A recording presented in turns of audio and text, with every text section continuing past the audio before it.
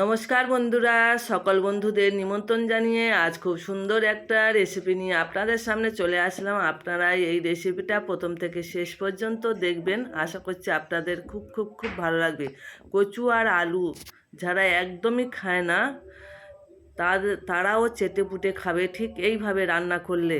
আপনারা একবার হলেও আপনারা এইভাবে রান্না করে খেয়ে দেখবেন, আশা করছি আপনাদের খুব ভালো লাগবে। শুরুতে একটা করে লাইক করে দিও বন্ধুরা। নতুন বন্ধু পুরাতন বন্ধু সবাইকে ভালোবাসা জানিয়ে আমার রেসিপিটা এখান থেকে শুরু করছি বন্ধুরা। আর নতুন বন্ধুরা আমার পাশে থাকবেন, পুরাতন বন্ধুরা সবাই আমার পাশে থাকবেন, আমিও আপনাদের পাশে থাকবো। সবার নিমন্ত্রণ জানালাম, সবাই চলে আসবেন বন্ধুরা। আমি আলু আর কচু খুব সুন্দর করে কেটে নিয়েছি। আর এটা হচ্ছে বড় একটা সিলভার মাছ। এই মাছটা আমাদের পুকুরের মাছ কিছুটা আমি রেখে দিয়েছি মাথা সহ, আর অল্প কিছু নিয়েছি। এই মাছগুলো লবণ হলুদ খুব সুন্দর করে মাখিয়ে নেব। আর নিজেদের পুকুরের টাটকা দেশি মাছ খেতে খুবই ভালো লাগে বন্ধুরা। মাছের মধ্যে লবণ হলুদ মাখানো হয়ে গেছে। এবারে আমি কচু আলুগুলো খুব সুন্দর করে জল দিয়ে ধুয়ে নেব পরিষ্কার করে। আর কচু আলু মাছের ঝোল এই শীতের সময় রেসিপি খেতে খুবই ভালো লাগে, দুর্দান্ত লাগে খেতে। এই কড়াটা হচ্ছে আমার উনুনে রান্নার কড়া। আর এরপরে আমার দুটো তিনটে রেসিপি আগে হয়ে গেছে, ওই জন্য কড়ার খোলটা একটু পুড়ে গেছে বন্ধুরা। আর খুব সুন্দর করে আমি কড়ার মধ্যে তেল দিয়েছি, দিয়ে এবারে তেলগুলো খুব সুন্দর করে গরম করে নিতে হবে। যতটা তেল গরম করে নেবে তেলের মধ্যে ধোঁয়া উড়ে যাবে, তবে মাছ কড়াই দিতে হবে, নইলে কিন্তু মাছ কড়ার গায়েতে লেগে যাবে। তেল খুব সুন্দর করে আমি গরম করে নিয়েছি বন্ধুরা, মাছ দিয়েছি। এবারে একে একে মাছ দেবো আর ভেজে নেব।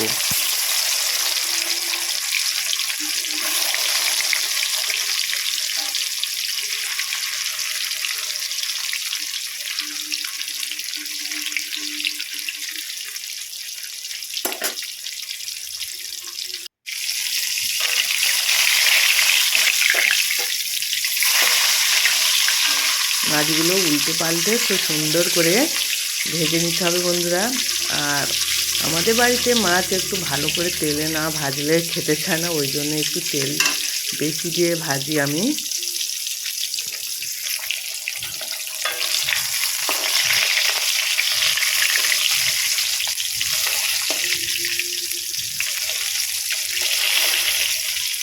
লেজাটা অনেকেই খেতে ভালোবাসে না, কিন্তু লেজাটা আমি খাই, আমার তো খুবই ভালো লাগে লেজা খেতে, তবে লেজার কাঁটা বেশি। মাছ ভাজা হচ্ছে এদিকে বন্ধুরা। কাঁচা লঙ্কা আদা রসুন সব একসঙ্গে পেস্ট করে নেব বলে একসঙ্গে দিলাম। অল্প ধনিয়া দিলাম আর অল্প জিরে দিলাম।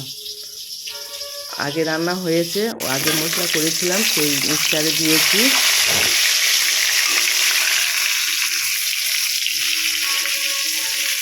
এবারে অল্প করে জল দিয়ে মশলাটা খুব সুন্দর করে পেস্ট করে নেবো। এইদিকে মাছ ভাজা হয়ে গেছে, এক দপে আমি তুলে নেব। খুব সুন্দর করে লাল লাল করে ভেজে নিয়েছি বন্ধুরা, আপনারা নিশ্চয়ই দেখতে পাচ্ছেন।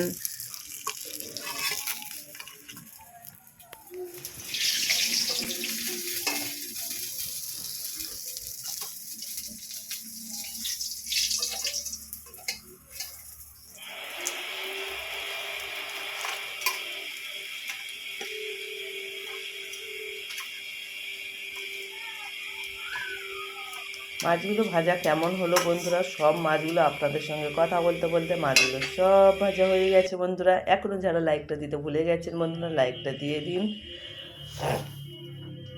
এবারে একই তেলের মধ্যে এবারে কী দিয়ে দেবো বন্ধুরা, এই কচুগুলো সঙ্গে আলুগুলো একসঙ্গে দিয়ে খুব সুন্দর করে ভেজে নিতে হবে। এইভাবে তেলের উপর তেল ভেজে নিলে যে কচুর হড়হড় করে একটা, মানে সিদ্ধ করে রান্না করলে তার টেস্টটা আলাদা হয়, আর সেটা একটু হড়হড়টা বেশি হয়। আর তেলের উপর তো ভেজে নিলে আর সে হড়হড়ে ভাবটা থাকে না, খেতে খুবই ভালো, টেস্ট আলাদা আছে। সিদ্ধর টেস্ট আলাদা, ভাজার টেস্ট আলাদা হয় বন্ধুরা। খুব সুন্দর করে আমি তেলের মধ্যে দিয়ে কচুগুলো আর আলুগুলো খুব সুন্দর করে একসঙ্গে ভেজে নেব। আপনারা আলাদা আলাদা করে ভাজতে পারেন, কিন্তু আমি একসঙ্গে সব ভেজে নেব।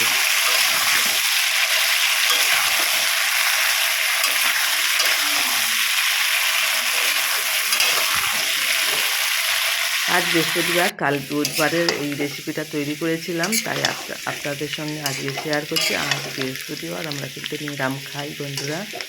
আজ নিরামিষ আমরা খাবো, কিন্তু এটা বুধবারের ভিডিও আপনাদের সঙ্গে শেয়ার করছি। কচু আলুগুলো খুব সুন্দর সিদ্ধ হয়ে গেছে, আমি এবারে এক এক করে তুলে নেব।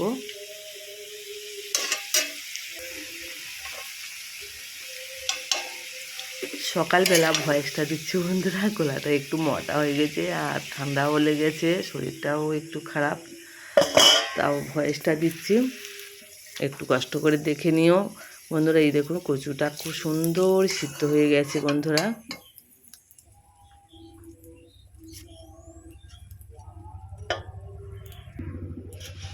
এবার কড়ার তেলের মধ্যে দিয়ে দেবো, আমি কিন্তু আর তেল দেবো না, একই তেলের মধ্যে সব কিছু রান্না তরকারিটা শেষ করবো আমি। তেলের মধ্যে দিয়ে দিলাম পেঁয়াজ কোচানোগুলো দিয়ে খুব সুন্দর করে নাড়িয়ে চাড়িয়ে আমি ভেজে নেব।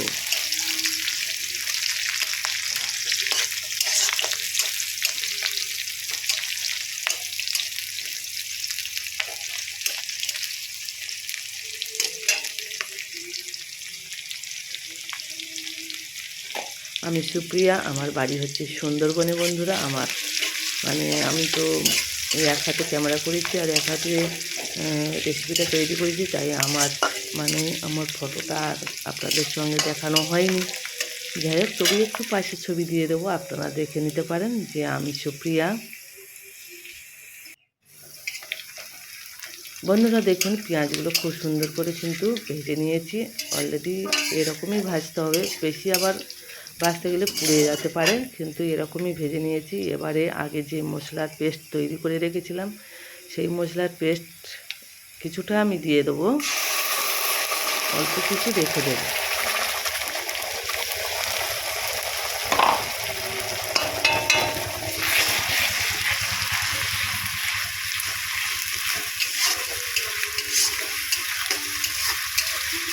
আদা, কাঁচা লঙ্কা, রসুন, জিরে আর ধনে একসঙ্গে পেস্ট করেছিলাম, দিয়ে দিলাম, দিয়ে খুব সুন্দর করে নেড়ে চেড়ে কষিয়ে নেব।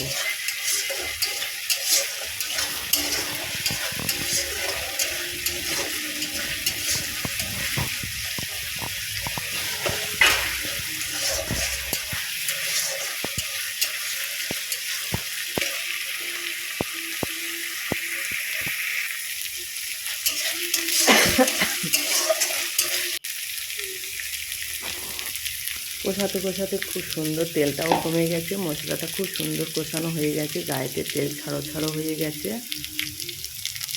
এই সময় আমি দিয়ে দেবো তেলের মধ্যে হলুদ।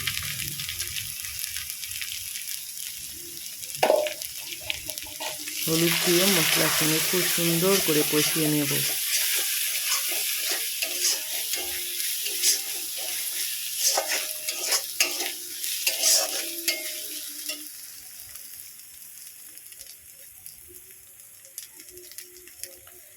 কাঁচা লঙ্কার তরকারি একটু কালার না হলে ভালো লাগে না, আমাদের গ্রামের দিকে একটু ঝকঝকে চকচকে একটু বেশ ভালো লাগে চোখে, ওই জন্য আমি একটু দিয়ে দিলাম কাশ্মীরি গুঁড়ো লঙ্কা। আপনারা না চাইলে দিতে পারেন, তবে একটু কালার হলে দেখতেও ভালো লাগে, খেতেও ভালো লাগে, ওই জন্য আমি দিয়ে দিলাম একটু কাশ্মীরি গুঁড়ো লঙ্কা। মশলাটা একদমই শুকিয়ে গেছে বন্ধুরা, অল্প একটু জল দিলাম, দিয়ে মশলাটা খুব সুন্দর করে আরও কিছুক্ষণ কষিয়ে নেব।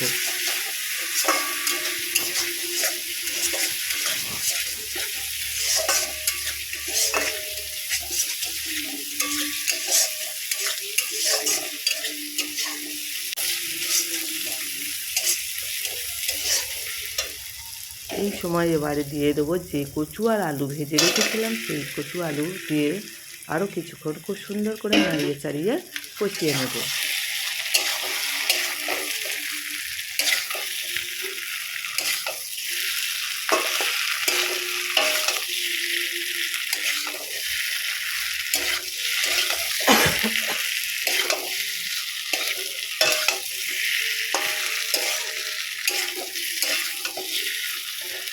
এখন যা অবস্থা এসেছে, কিন্তু এই রেসিপিটা এখনই ভাত দিয়ে খেতে গেলে খুবই ভালো লাগবে।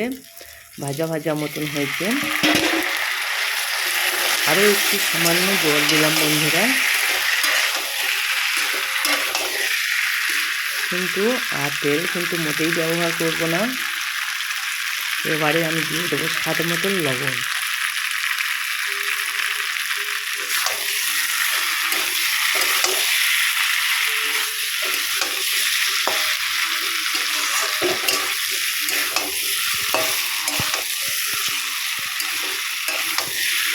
স্বাদ মতন লবণ দিয়ে আরও কিছুক্ষণ কষিয়ে নিয়ে এবারে কিন্তু আমি একটা গামলাতে জল গরম করে রেখেছিলাম, সেই জলটা এবারে দেবো। এই যে কোনো রেসিপিতে আপনারা যদি গরম জল ব্যবহার করতে পারেন, তরকারি 100% টেস্ট বেড়ে যায় বন্ধুরা। যে কোনো রেসিপিতে গরম জল ব্যবহার করলে খুবই ভালো টেস্ট আসে, এবং জলটা দেওয়ার সাথেই সাথেই তরকারি গ্রেভি ফুটে ওঠে, খেতেও ভালো লাগে, টেস্ট বাড়ে। কাঁচা জল দিলে একটা মানে ফুটতেও অনেক দেরি হয়, কাঁচা জল দিলে একটা টেস্ট ভালো আসে না। আপনারা পারলে গরম জল ব্যবহার করবেন।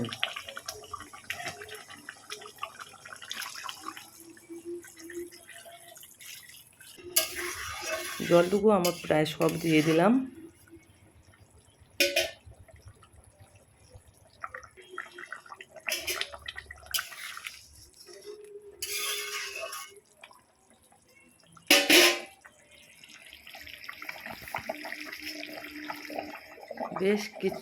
বেশ কিছুক্ষণে ফুটিয়ে নিয়েছি বন্ধুরা, নিয়ে ঝোলটা মানে গ্রেভিটা খুব সুন্দর কমে গেছে। এবারে মাছগুলো আমি দিয়ে দেবো।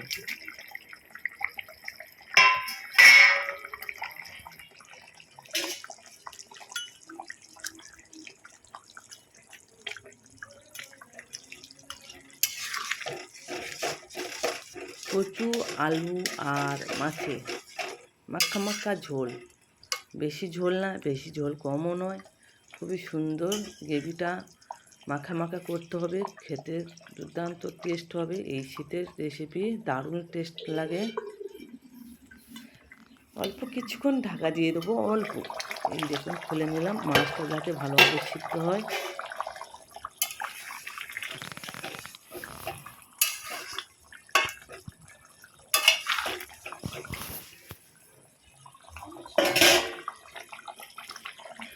বন্ধুরা দেখুন আমার তরকারি প্রায় শেষ পথে। এবারে আমি দিয়ে দেবো সামান্য গরম মশলার গুঁড়ো। আপনারা চাইলে গরম মশলাটা বাদ দিয়ে ধনিয়া পাতা দিতে পারেন। এই শীতের সময় ধনিয়া পাতা রেসিপি খুবই ভালো লাগে, কিন্তু আমার হাতের কাছে এখন ধনিয়া পাতাটা নেই, ওই জন্য সামান্য গরম মশলা দিলাম। আপনারা ধনিয়া পাতা দেবেন এই সময়।